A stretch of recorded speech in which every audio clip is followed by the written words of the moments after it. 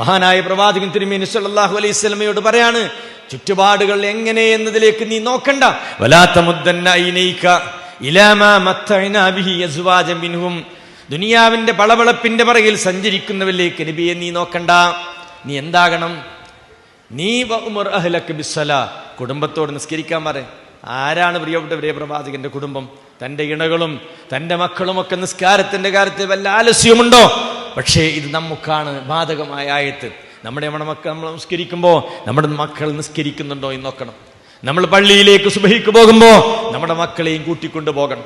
എല്ലാറ്റിലും നമ്മുടെ മക്കളെ, നമ്മുടെ കുടുംബത്തെ ചാർത്തി നിർത്തിയാൻ കൂടെ നിൽക്കാൻ നമുക്ക് സാധിക്കണം. അല്ലെങ്കിൽ എന്താണെന്നോ, നമ്മുടെ കൺമുമ്പിൽ നിന്ന് നരകത്തിലേക്ക് മക്കളെ കൂട്ടിക്കൊണ്ടുപോകുമ്പോ എന്റെ പൊന്നുമോനാണല്ലോ, എന്റെ പൊന്നുമോളാണല്ലോ എന്ന് പറഞ്ഞാൽ അവിടെ നടക്കൂല. ഒരാളും അന്യോന് സഹായിക്കൂല പ്രിയപ്പെട്ടവരെ. യൗമലായം ഫുമാലുൻ വലാ ബനൂൻ, മക്കളോ സ്വത്തുക്കളോ ഉപകരിക്കാത്ത ലോകമാണ് പരലോകം. അതുകൊണ്ട് ഇബാദത്തുകളുടെ കാര്യത്തിൽ കണിശത വേണം.